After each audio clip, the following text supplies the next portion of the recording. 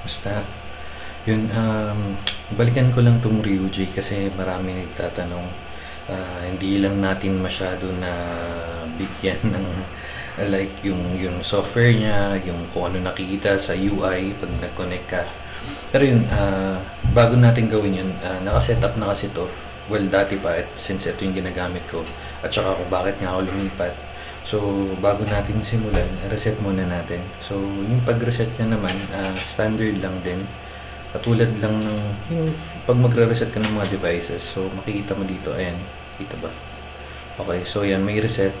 Pinutin mo lang yan ng gamit yung arpartible or kung ano man maabot yun, 10 seconds. So, pagka-reset, yan, nakita nyo nag-blink. So, ayan, hintayin lang natin mag-reboot. And then, ito ring isa. Ah, so, yun, parehas, kung napapansin nyo, parehas silang mukhang router. Wait lang, reset lang natin. 1, 2, 3, 4, 5, 8, 9, 10.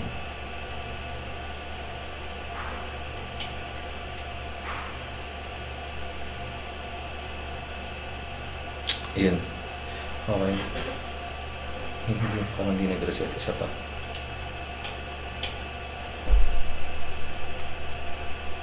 6, 7, 8.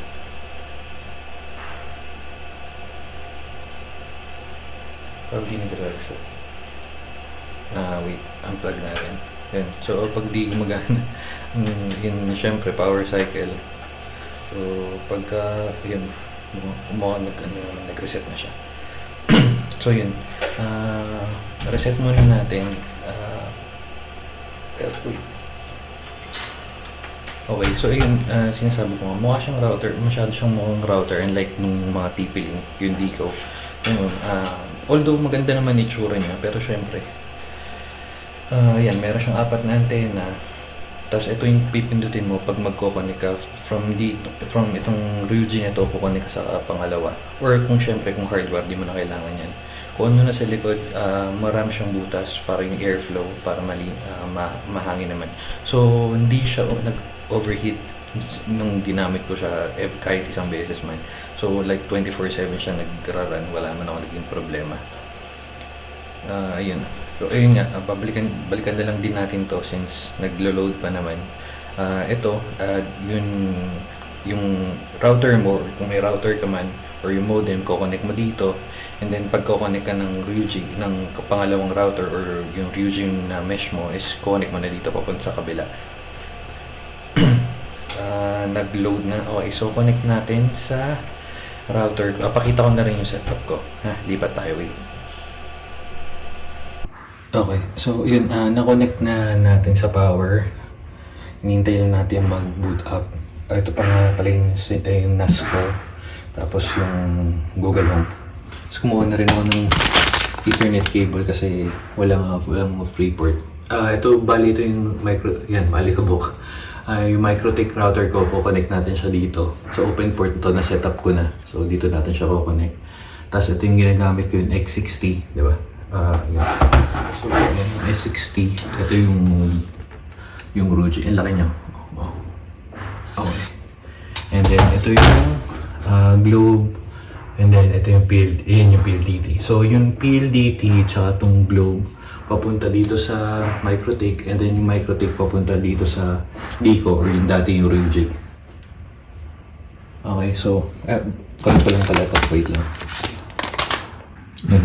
Okay, so nakakonect na natin yung cable. Ayan, pansin nyo nakailaw na siya. Ito ba? Ayan, so nakailaw na siya. Papunta dito sa open port ko, sa slot 6. Pero itong mapapansin ko yung 8, 9, 10, hindi pa naka-configure yan. So, pag sa MikroTik kasi, normally kailangan yung i-set up muna. Pag hindi naka-set up, di kagana. Pero kung typical na router like yung TP-Link lang or yung normal na router, so plug and play lang yan. Except sa mga ganitong klase. Okay, so naka-connect na. Balik tayo sa laptop. Okay, so yun. Pag na-connect nyo na at na-reset, so connect lang kayo sa network nyo. Pansin nyo to. itong Ryuji SEB FC or ito yung dalawang na-reset natin. So connect tayo dito sa FC kasi ito yung nakakonect sa internet. So ayan, antay lang natin.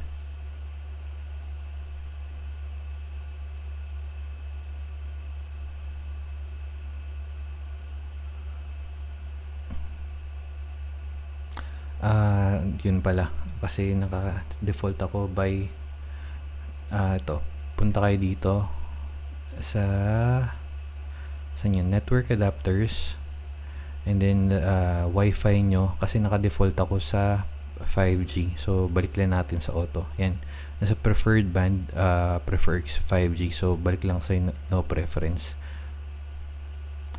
pagka nagsisetup lang naman. So pag na-setup, okay na yan. Okay, so ito na yung na-setup natin or na-reset natin na router. And then click mo lang configure.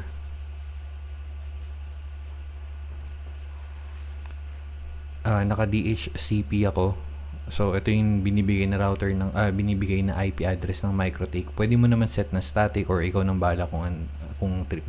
Pero sa akin isa-set ko na static para diretso na lang. Well, depende sa inyo. Kung gusto niyo may sariling IP yung mesh network nyo na nakahiwalay sa main network, pwede naman, pero sa akin okay na to.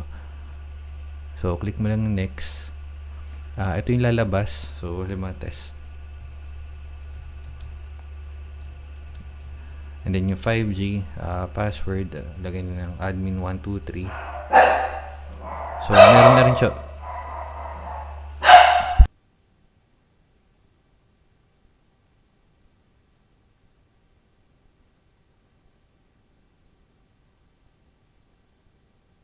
Ayun, so narinig niyo kumahol si Steve at saka si Peggy. So go, balik lang tayo. Password admin123 for testing lang naman. Yung password 123 na lang din para di magkaalimutan. So yan. And then yung region, hanapin niyo na Philippines. So okay na yan.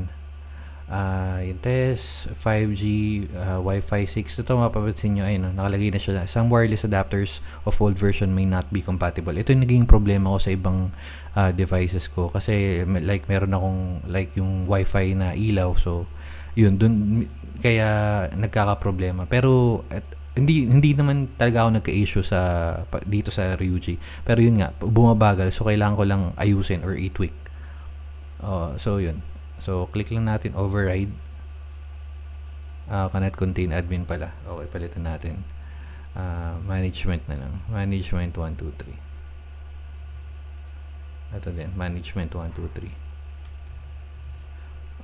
Exclamation. Okay. So, click override. Hindi na natin i-save. So, yun yung password. Apply configuration. Gumagana to itong scan QR code. Kung mapapansin nyo, bibigyan nyo lang QR code, nakakonect na sila sa router nyo. Okay, so balik tayo sa wait lang. Ayan, so hanapin natin yung job test. Yan, sa 5G na tayo.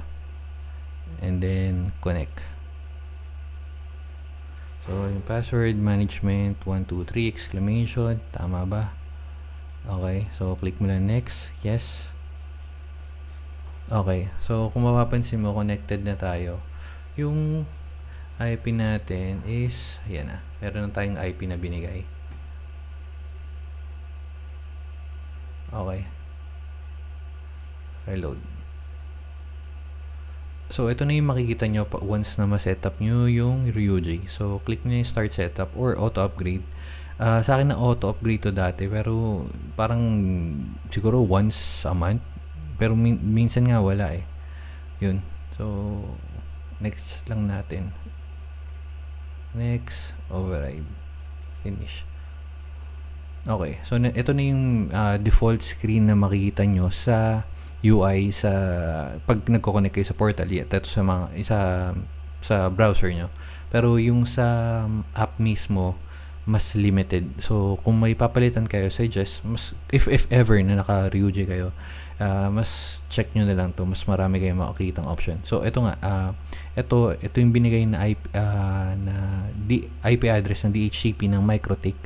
Pero ito yung makukuha mong IP address sa mga devices mo na nakakonect sa Ryuji.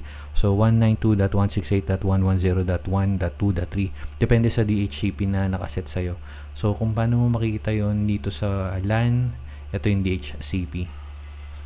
So start mo is yun 1 hanggang 254 yun. Hanggang yun 255, but since nagamit na yung 1, so start na siya sa 2, so on and so forth. Yan. So makita mo kung nakakonect. Pero sige, isa-isayin natin. So, pwede natin palitan yung hostname. Hindi naman ganun ka big deal, kaya hindi ko na siya ginalaw. So, makikita mo rin kung ilan yung internet speed na binabato ng internet papunta sa Ryuji and then Ryuji papunta sa mga clients. So, dito, ito maganda dito, makikita mo kung ilang clients yun connected. And then, yun, so, kung guest wifi naka-off, pwede mo i-on and then set mo lang. So typical na normal na password, and then kung maglalagay ka ng security, dun sa balikan natin yan, off muna natin. Dun na tayo sa wifi mag-setup. And then yung clients, ito makikita mo lahat ng connected clients. Meron yung block time management, pwede mo i-add dyan, tapos yung block WLAN clients. And then sa internet, yung IP address ng na galing sa MikroTik papunta sa Ryuji mo, paulit-ulit lang talaga yan. And then itong internet settings. So yung dual band, ang maganda dito is mapapansin nyo meron test, and yung test underscore 5G kasi nakahiwalay yung 2.4 at saka itong 5. Ito yung magiging issue nyo if meron kayong devices na hindi supported ng 5G. So, kailangan nakahiwalay. Pero kung supported naman, okay na yung kiklik mo lang tong dual band, mapapansin na nagsama siya. Yan. So, isa na lang yung kukonektan mo. Kasi ngayon, nakakonect tayo sa test underscore 5G. Pero pag kinonect mo yan, madi-disconnect ako dito, kukonect na lang ulit tayo sa JAP-test. Pero nasa 5G tayo. So, papakita natin yan. Yung band steering, hindi ko naman to ginagamit dati. Pero, kasi doon daw nagkaka-problema. So, kaya ko siya in-off. Pero, sige, on natin siya ngayon. And then, click mo yung save. Wi-Fi 6, yan. Mas maganda. Pero, hindi naman talaga kailangan. Hindi naman lahat ng devices nyo na ginagamit is compatible. So, pwede nyo lang off yan. Then yun. So, okay na yan. Punta tayo sa more. Ayan, na-disconnect na nga pala tayo. Okay, so, punta tayo sa job test. Yan, connect.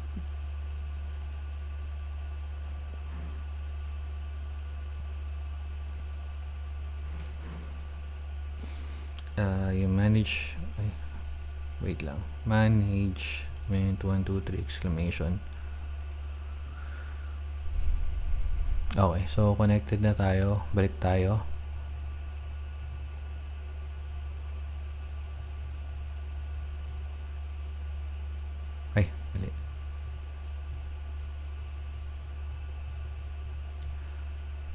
Okay, so connected na ulit tayo. So tapos na tayo dito.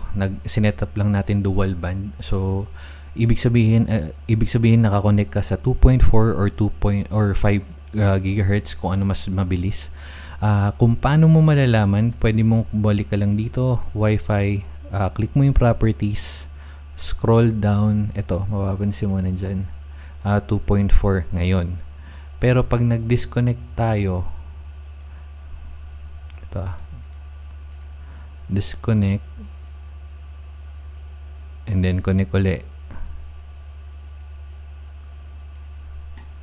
ay naglo-load pa yata yung 5G nya. So kaka-setup lang, so mga 5 minutes din yan, pero balikan natin mamaya. Okay, so habang naglo-load yun, pakita ko na lang din to, yung WLAN. Ito nga yung galing sa MikroTik, since yun yung parang pinaka-router natin, yung LAN, yung DHCP, DNX Pro. Ito hindi ko sure kung para saan yan. IPv6 trinay ko tong gamitin pero nadi-disconnect ako, so in-off ko na lang. And then kung repeater mode. Pero since gagamitin natin siya for this testing as a router, so yan, naka-router siya. Pero pwede siyang access point or wireless repeater. So WLAN, Wi-Fi, ito, yung naka-dual band nga. So ito yung kanina do sa guest, wala masyadong option dun kasi. So click once na na-enable mo yan, yun, click mo lang yung password, kung anong isa-set mong password. Sabi mo ng admin, ito naman admin 123, save mo. So pag magko-connect ka, papakonnectin mo yung mga guests mo, dito sila magko-connect. Pwedeng dual band or single band. So if ever na may issue kayo sa ganun, ang pwede nyo na lang gawin is yung guest wifi nyo na lang pa-connectin yung mga lower, like yung mas mabagal yung devices. Or kung mas marami kayong 2.4 na devices, pwede nyo ito yung gawin yung main settings or yung main wifi.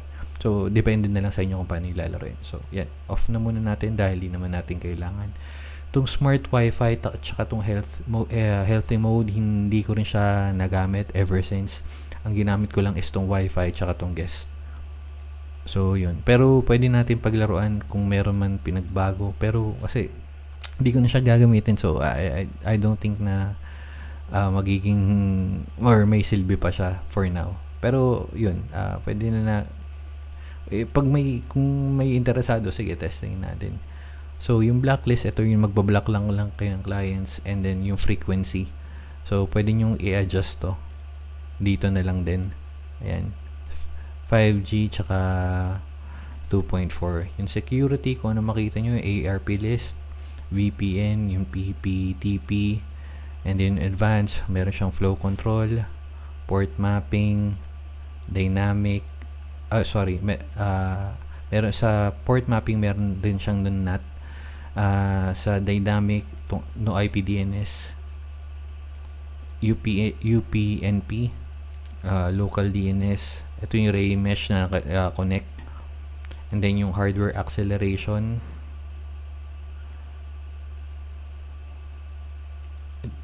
tsaka yung other settings. And then diagnostics, pwede ka mag-test dito.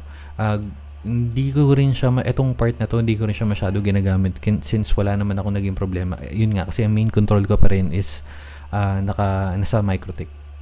Packet capture, tsaka itong system time. So yan, yung normal login.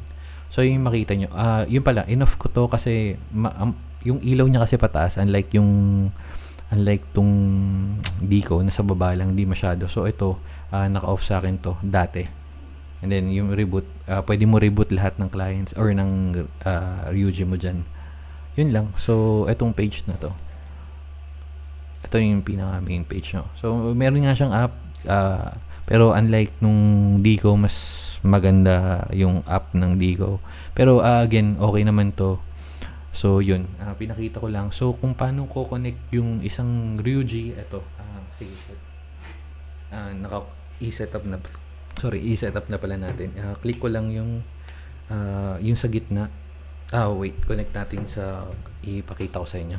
Lipat ako sa cellphone. Yun, masyadong mabilis yung pangyayari.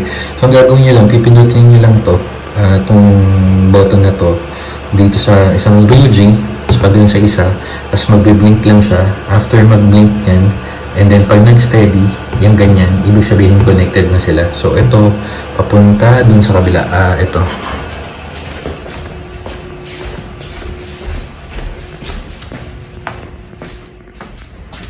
Yan, so ibig sabihin connected na sila. Ay nakakonect sa